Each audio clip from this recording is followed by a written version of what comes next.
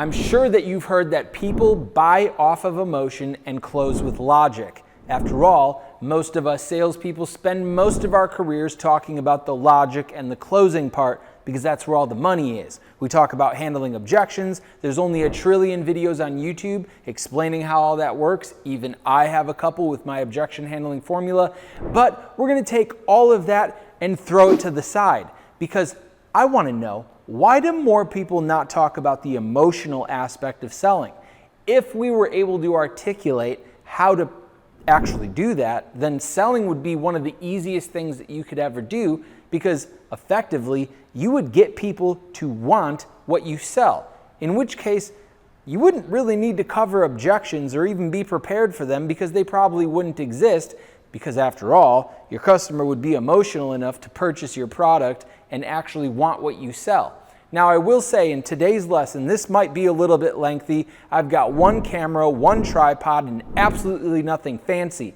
But the information that I'm going to give to you or attempt to give to you the best that I possibly can is the same information I have been talking to my students about for years and rightfully charging thousands of dollars for. So the information that I'm going to give you has been known, has a track record, and I have proof that it works in every industry from anybody in roofing to insurance to tech to whatever. So if you sell stuff to human beings, I'm going to show you how to make those human beings emotional, and we're going to talk about the psychology of how this works, why it works, and I am going to demonstrate for you in a couple of different scenarios how this actually works so that you can take these techniques and take this process to the bank. The only thing that I ask you for is if you find some value from this to comment below. Let me know that it works for you, and of course, don't be a selfish brat. It doesn't make a lot of sense for you to take this information to the bank and leave all your friends staying broke. Make sure that you share this with a friend, a cousin, an aunt, an uncle, the family dog, somebody that can get some value from this because this might very well be the best sales lesson you ever see. So pay attention and let's dig in.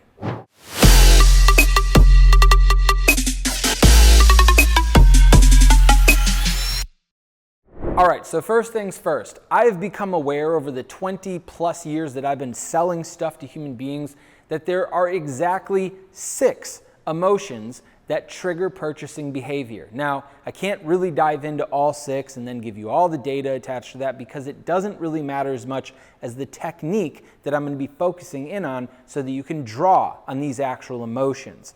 First and foremost, if you are looking for all of the gold and all of the information, all you have to do is hit the description notes below and find a link that says Sales Academy. And I'll provide you with an enrollment form and access to hundreds of advanced videos like the one you're going to watch right now. The technique that I'm going to be talking to you about is something that I have coined as the sales algorithm because it's an algorithmic process that you can follow every single time you talk to a customer about your products and your services. Here's what I want you to do before we really dig in, is I want you to write down 3 features of the product or service that you sell. 3 line items, 3 simple features that you communicate to your customers. Now, before we really dig into my sales algorithm, there is a slight lesson that I have to teach you first that you might also already be familiar with called FAB, and that is F-A-B. F stands for feature, A stands for advantage, and B stands for benefit. Most salespeople that I talk to these days aren't really familiar with this, so I will break it down for you right now so that you have enough information to really use this technique that I'm going to share with you. Every single product that you sell has features, dozens. Some of them even have hundreds, and if you're selling something like a car, technically, it could be 1,000 or more features. Every single feature carries with it an advantage. The advantage is the thing that the user or the purchaser or the buyer can do as a result of having the feature. It is worth mentioning that the features and advantages that you demonstrate to your customer are not going to make them emotional because there is nothing really to get emotional about with a feature or with the advantage. Where the magic starts to come in is the benefit. The benefit, per my definition, is basically the intangible feeling or emotion that the buyer actually experiences as a result of being able to do something with the feature. So ultimately, in insurance, the benefit would be peace of mind. That's an intangible thing that you're not really delivering to somebody. That's just what they experience as a result of having auto insurance on their car after they get into an accident, knowing that they don't have to go out of pocket for any different types of repairs or maintenance that needs to be done.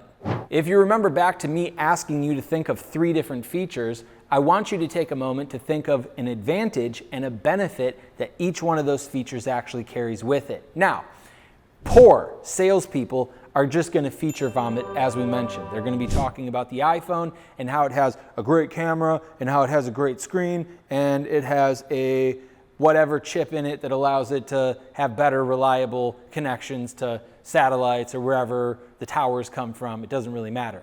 That's what bad salespeople are going to do.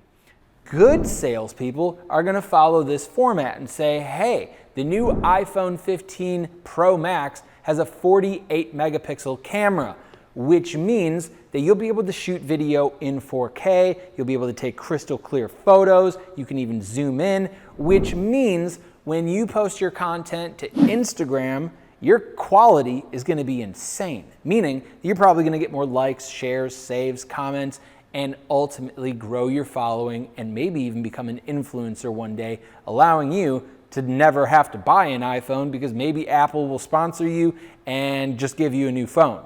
Whatever. The point is that a good salesperson will follow this FAB framework: feature, advantage, benefit. Now, what you came here today for and why you're still sticking around is what great salespeople do. And by the way, all the great salespeople are the ones that work with me because I happen to know all of the sauce. So here is the sauce. Let's talk about the iPhone camera again and use that as an example. I would tell you that, hey, one of the main reasons so many people buy the iPhone is because it has a 48 megapixel camera feature, which means you'll be able to take crystal clear photos and even shoot in 4K, slow motion, whatever. So when you post to Instagram, you can post with confidence knowing that your content quality is going to be unreal, meaning you're probably going to get more likes, saves, comments, shares, and you're going to grow your following, become an influencer.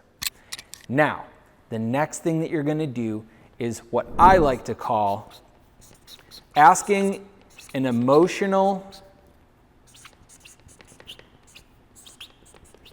gap question.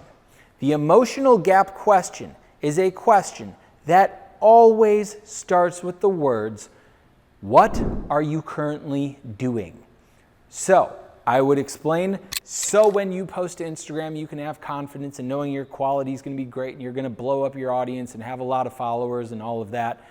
Out of curiosity, what are you currently doing? Aside from taking a look at purchasing and upgrading to this new iPhone 15 Pro Max, what are you currently doing to ensure that you feel confident in posting your images and videos to Instagram so you can blow up your account? This right here is an emotional gap question because what I've just done is use feature, advantage, and benefit to highlight how you would most likely feel by having this type of camera on your phone and what would be the result of it.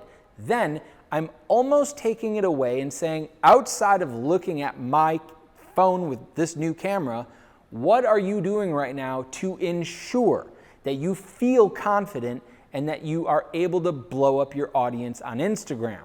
This question usually is answered in one of 2 different ways. Either one, the customer's just going to look at you and tell you, well, that's why I'm talking to you, and it validates the value that you're trying to provide, or they'll actually tell you what they're currently doing right now to ensure that they feel confident in posting their videos and photos on Instagram to blow up their account. Either way, what you're doing is creating an emotional gap between the benefit that you can provide and what your customer is currently experiencing without having the feature. Regardless of how your customer answers this emotional gap question, you're going to say, great, that's why so many people are taking a look at our fancy camera on the new iPhone. Then what you're going to do is finish this process by asking one more question. And I call this question a inarguable inarguable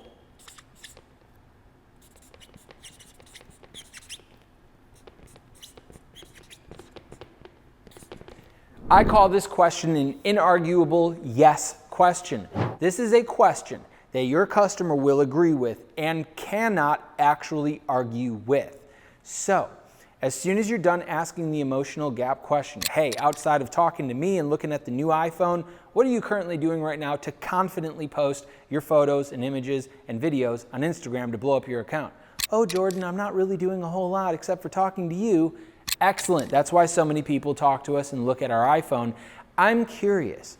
You would agree that if you had the new iPhone 15 Pro Max with a 48 megapixel camera, that you would feel more confident and that you would ultimately have peace of mind knowing that the content you share online is of the highest quality, and you agree that more likes, shares, saves, and comments would ultimately allow you to have more followers and then, of course, blow up your audience, right?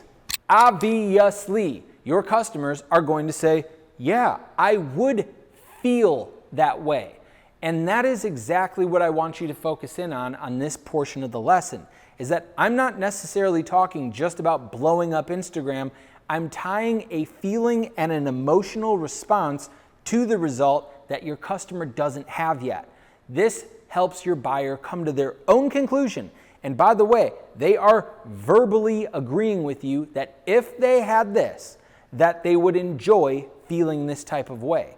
This right here is exactly what great sales professionals are able to do, is tie in the feature to the feeling that somebody's going to get as a means of operating or having the advantage associated with that feature.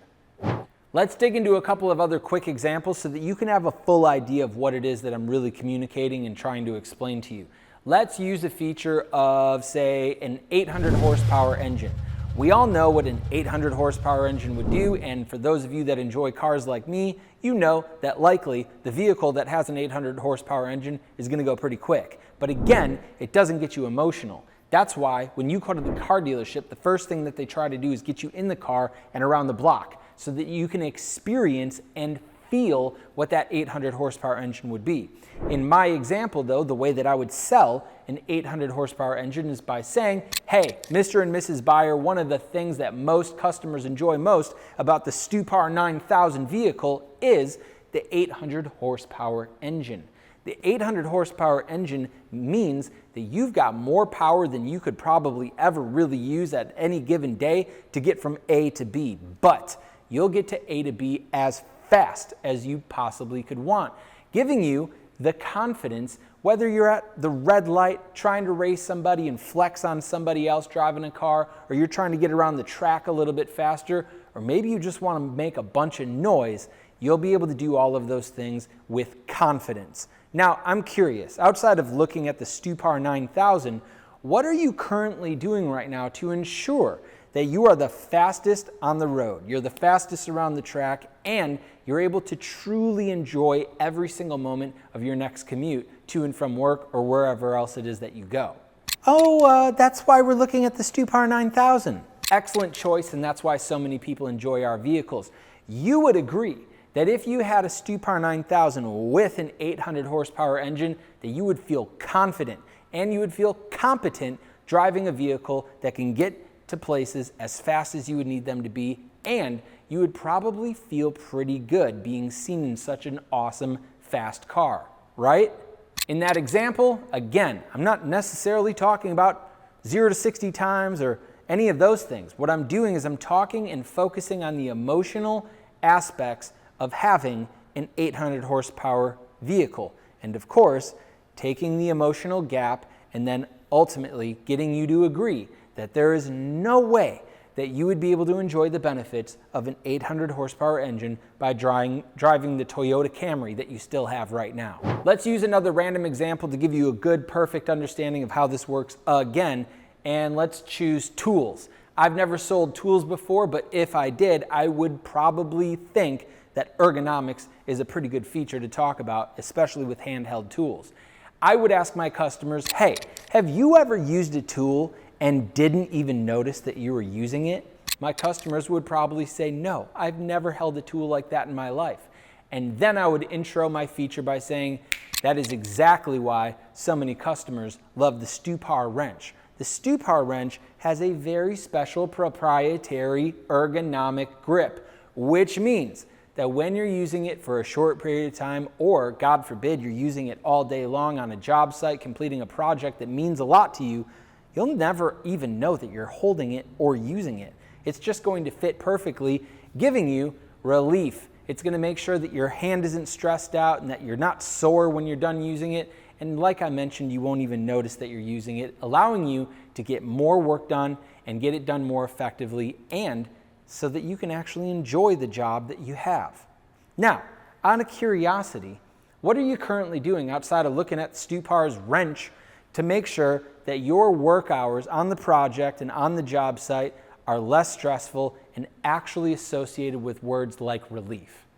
I totally understand, and that's exactly why we made what we made and why we do it so well. You would agree that if you had a tool chest full of Stupar tools with our proprietary ergonomic grip, that you wouldn't even notice that you were working all day. You would make more money, be more productive, and be more efficient and effective at what you do, and potentially even enjoy your job just a little bit more, right? In this example, once your customer starts telling you that, yeah, I would be more comfortable and I would be more productive and I would be more effective, do you think that they're actually thinking about the feature? Or do you think that they're actually thinking a little bit more about the emotional aspect of how it would feel to use that Stupar tool in this example? Exactly. Your customers are going to be thinking about the emotional aspect. Now, of course, they have to afford the product and have some type of need for it. There's no sense in selling products to people that can't afford them or have no need for them. But as long as your customer can acquire or can afford this particular tool in this example, and they have some type of need for it, trust me, do you think that they're going to be sitting around telling me that, oh, I need to think about it, I need to run this past somebody else, we're going to go check something else out, or the price is too high? Chances are very good that if I do this correctly and I highlight all of the features, all of the advantages, all the benefits, I ask the right questions over and over throughout my process, do you think that people are going to want what I sell? More than likely. And that's exactly how this thing works. Now, although I did mention to you that there are 6 specific emotions that actually trigger purchasing behavior, it is also important to know that there are 4 different types of personalities that you're going to be dealing with when you sell. And if you're able to identify those different types of personalities, you'll be able to custom tailor this approach to that personality in real time. And if you're able to do that, you'll become even more lethal at what it is that you sell. Ultimately, the whole video, the whole idea here is getting people to actually want what you sell versus talking about your grip and asking somebody if they want to buy your tools, or talking about the engine and hoping that they become emotional about 800 horsepower, or talking about anything. You can take the most simplistic, most basic features and products and actually make them sound sexy if you follow this format. Hey, if you enjoyed this video, got some value, and think that it might make you a couple of extra bucks, I would love to hear from you in the comments about any questions that you have, or even some of the features that you sell that I could custom create a pitch for you for. All you have to do is use the comment section below. Don't forget to hit the subscribe button. Don't forget to like this video. And as always, if you got any value out of this, you think it's going to make you some money, definitely share this with a friend or a buddy or a coworker who you want to see make more money. Trust me, they'll thank you, and I'll thank you in advance. By the way, make sure you keep on coming back for the latest and greatest sales sauce so that you can make more money in sales and use sales as a vehicle to get richer.